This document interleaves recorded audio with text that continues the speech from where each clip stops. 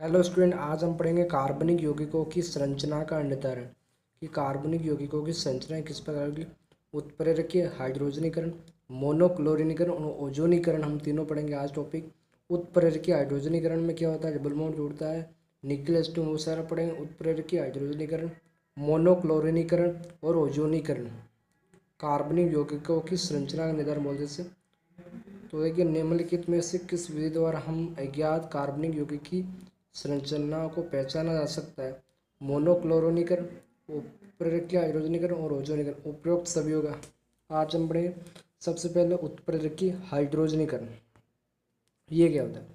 उत्प्रेरकीय hydrogen में इसमें की पॉइंट्स याद रखना। यह एक ऊष्माक्षेपी प्रक्रम है। कैसा? ऊष्माक्षेपी प्रक्रम है। Del H equal to negative. किसी पाईबंद युक्त यौगिक पर धातु उत्प्रेरक की उपस्थिति में H2 का योग उत्प्रेरकीय हाइड्रोजनीकरण कहलाता है। किसी पाईबंद युक्त यौगिक पर धातु उत्प्रेरक की उपस्थिति में H2 का योग उत्प्रेरकीय हाइड्रोजनीकरण कहलाता है। अभिकर्मक हो सकता है निकिल H2, और क्या हो सकता है, कार्बन डबल बॉन्ड कार्बन, या फिर carbon triple bond carbon. Sorry, carbon triple bond carbon है यहाँ पर। कार्बन डबल बॉन्ड कार्बन या carbon triple bond carbon, nickel या H2। उत्पाद बनेगा हमेशा कार्बन सिंगल बॉन्ड कार्बन, ये बॉन्ड टूट जाएंगे। नोट के अंदर देखिए, number of pi bond equal to number of H2 consume. जितने पाई बॉन्ड होंगे उतने ही H2 खर्च होंगे। कंज्यूम मतलब खर्च। जितने पाई बॉन्ड उतने H2 खर्च। इस प्रोसेस के दौरान यौगिक की स्केलेटन जो ढांचा होता है उसमें कोई चेंज नहीं होता। अभी कैसे रिएक्शन होगी वो मैं अभी बताऊंगा, पहले इसको समझ लीजिए। इस प्रोसेस के दौरान यौगिक के जो स्केलेटन ढांचा होता है उसमें कोई चेंज नहीं होता। एरोमेटिक पाई बॉन्ड्स कमरे के ताप पर मोस्ट स्टेबल होते हैं, यानी स्थायी होते हैं, अधिक स्थायी। एरोमेटिक पाई बॉन्ड्स कमरे के ताप पर मोस्ट स्टेबल होते हैं। जो बेंजीन युक्त होते हैं उनमें पाई बॉन्ड नहीं टूटता। उच्चतम 200 से 300 डिग्री पर हाइड्रोजनीकृत हो सकते हैं, लेकिन उसमें अगर आप 200-300 सेंटीग्रेड ताप देते हैं तब वो हाइड्रोजनीकरण हो सकते हैं, वरना एरोमेटिक पाई बॉन्ड्स कमरे के ताप पर मोस्ट स्टेबल होते हैं। इसकी रिएक्शन देखिए, बेंजीन है, ये बेंजीन है ना, 3 बॉन्ड अंदर बेंजीन है, ऊपर CH डबल बॉन्ड में CH2 जोड़ा हुआ है। तो हम क्या जानते हैं, उत्प्रेरकीय हाइड्रोजनीकरण से ये रिएक्शन समझ लेना, सब कुछ हो जाएगा इसमें। निकिल या H2, निकिल H2 की उपस्थिति में उत्प्रेरकीय हाइड्रोजनीकरण कराते हैं। किसकी उपस्थिति? निकिल H2 की उत्प्रेरकीय हाइड्रोजनीकरण कराया जाता है। यहाँ पर डबल बॉन्ड टूट जाएगा तो 1 मोल बनेगा। देखो, benzene CH2 single bond CH3 कितना मोल? 1 मोल। एक डबल बॉन्ड उठा 1 मोल। एथिल बेंजीन कैसे बोलेंगे तो CH2 CH3 2 कार्बन तो C2H6 बन गया, या C2H5 C2H5 एथिल बेंजीन बोलते हैं। और अगर 200 से 300 डिग्री अगर ताप दे दिया आपने तो ये पाई बॉन्ड टूट जाएंगे। तो 3 तो अंदर बॉन्ड है और एक ये 4 मोल ये बन जाएगा। इससे रिएक्शन हो जाएगी, ये बॉन्ड टूटेगा तो ये कार्बन यहाँ पर और ऐसे टूट जाएगा। अब देखिए क्वेश्चन एक शानदार। एक अज्ञात कार्बनिक यौगिक जिसका अणुसूत्र C4H6 का धातु उत्प्रेरक की उपस्थिति में हाइड्रोजनीकरण कराने पर 1 मोल H2 गैस खर्च होती है, कार्बनिक यौगिक कौन सा हो सकता है? 1 मोल H2 गैस होती है, यानी 1 पाई बॉन्ड होगा, यानी 1 डबल बॉन्ड होगा। उसकी संरचना कैसी भी हो सकती है, स्केलेटन ढांचा हमने बताया पीछे। तो ये देखिए, इसमें क्या हो रहा है, C4H6 4 कार्बन और 6 हाइड्रोजन। ये देखिए 1 2 3 और यहाँ पर ऊपर 4, यानी भाई 1 2 3 4 4 कार्बन, हाइड्रोजन गिनो 2 2 4 5 और 6। आता होगा काउंटिंग करना, या IUPAC में सीख ना, अगर नहीं आता तो IUPAC में सीख के फिर इसको पढ़िए। इसके अंदर देखिए C4H6, वैसे सारे C4H6 है, लेकिन इसमें एक है डबल बॉन्ड, इसके भी अंदर एक है, तो ये हो गया। इसके अंदर 2 आ गए और इसके अंदर भी 2 आ गए, तो ये नहीं हो सकते। 1 मोल इसमें खर्च है। वैसे चारों में 4 कार्बन और 6 हाइड्रोजन है।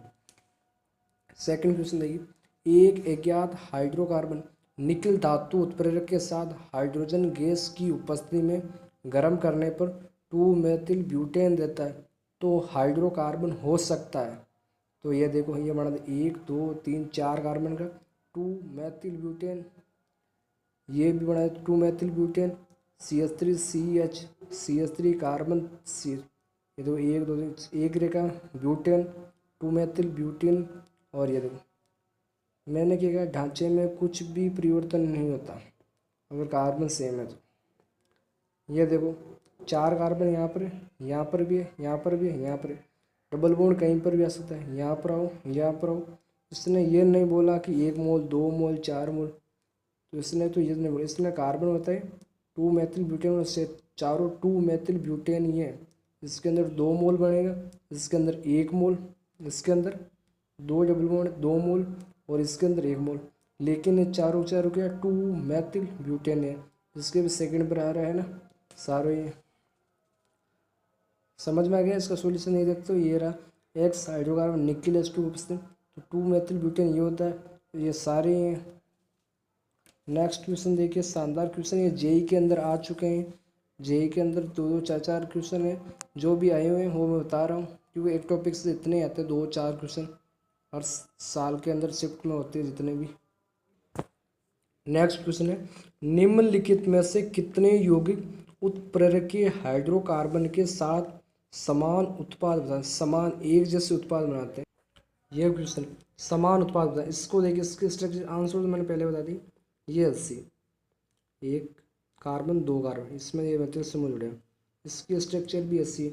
यहाँ पर एक कार्बन, यहाँ पर यहाँ पर मेथिल समूह यहाँ पर जुड़े हुए, यहाँ पर हुए, यहाँ पर डबल बॉन्ड है, यहाँ पर मैंने क्या कि डबल बॉन्ड से ढांचे में कोई परिवर्तन नहीं होता, डबल बॉन्ड चाहे कहीं पर भी हो।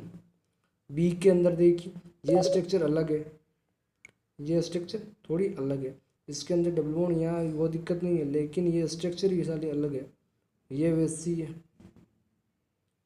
दिखाई दे रही है, ये देखो, ये कार्बन एक, ये इधर, ये इधर, और ये इधर, ये इधर, इससे इधर है, यानी तीनों स्ट्रक्चर ये एक जैसी होगी। फिर आगे देखिए, कंप्लीट द फॉलोइंग रिएक्शंस, इन्हें फॉलोइंग रिएक्शन पूरी करो निकिल H2 की उपस्थिति में। इसकी तो कैसी रिएक्शन बनेगी, एक सीधी स्ट्रेट लाइन, देखो ये, अरे भाई कितने कार्बन है इसके अंदर, देखो 1 2 3 कार्बन होते हैं, आपको दिखते नहीं, 3 बॉन्ड है तो 2 बॉन्ड टूट जाएंगे, ये सीधा है निकिल H2। ये लो बेंजीन नहीं, बेंजीन के अंदर 3 पाई बॉन्ड होते हैं, तो ये दोनों पाई बॉन्ड टूट जाएंगे, इससे मिल जाएगी। ये है, ये दोनों टूट जाएंगे, ये से मिल जाएगी। इसमें ये दोनों टूट जाएंगे, निकिल H2 की उपस्थिति में, इससे मिल गई। ये देखो बेंजीन है इसके साथ, ये इसमें ये टूटेगा, बेंजीन का नहीं टूटेगा, इससे बोलते हैं आप टेट्रालीन, टेट्रालीन। ये आ गए भी, इसमें ये टूट जाएगा, इससे बोलो आइसो ऑक्टेन, आइसो ऑक्टेन। इसके अंदर ये बॉन्ड टूट जाएगा, निकिल H2 की उपस्थिति में, ही टूट गया। इसके अंदर जो इसके अंदर के टूटेंगे, और इसके अंदर क्यों, ये बेंजीन नहीं है, इसका 2 ही बॉन्ड, बेंजीन के अंदर 3 होते हैं, सही ये टूट गए, इससे बन गए डेक्लीन। फिर देखिए ये, इसके अंदर ये बॉन्ड टूट जाएगा एक, तो ये बन गई। ऐसे आप उत्प्रेरक के हाइड्रोजनीकरण कर सकते हैं, बहुत ही ईजी है निकिल H2 की उपस्थिति में। अब देखिए आगे, ये रिएक्शन देखिए, ये एक स्क्वायर, इसके अंदर भी डबल बॉन्ड, ये टूट जाएगा, तो ये सीधा बन जाएगा, ये दोनों बॉन्ड टूट जाएंगे। अब ये PYQ देखिए, जेई एडवांस में है, शानदार क्वेश्चन है। निम्न अभिक्रिया पर विचार कीजिए, ये एक बेंजीन बना दी बीच में, ये ऐसे स्क्वायर जैसा बना दिया, ये भी ऐसा, ये benzene benzene benzene. Nickel H2 की उपस्थिति में, आधिक्य की उपस्थिति में, तो प्रोडक्ट क्या है। अगर मैं बीच वाले के पाई बॉन्ड हटा दूँ तो ये तीनों कैंसिल हो जाएंगे, मुझे इन तीनों को कैंसिल करना, कैसे होगा बताओ। अगर मैंने इसके पाई बॉन्ड हटाए तो ये अकेला कैंसिल होगा, ये 2 बच गए। अगर मैं इसके हटा दूँ तो सारा खेल ही खत्म, तीनों ही कैंसिल हो जाएंगे, तीनों इसके। तो मैं इसके पाई बॉन्ड हटा दूंगा, इसके पाई बॉन्ड हटा दूंगा, ये प्रोडक्ट। एडवांस के अंदर PYQ है, क्वेश्चन आया हुआ है। फिर देखिए इसका सॉल्यूशन, ये जो मैंने बताया वो सारा यहाँ पर है।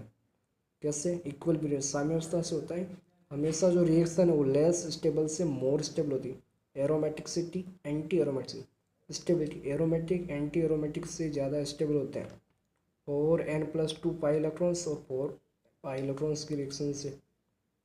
एंटो एरोमेटिक 4n बराबर 4 n बराबर 1 कमरे के ताप पर अस्थायी, और ये एरोमेटिक के होते हैं कमरे के ताप पर मोर स्टेबल।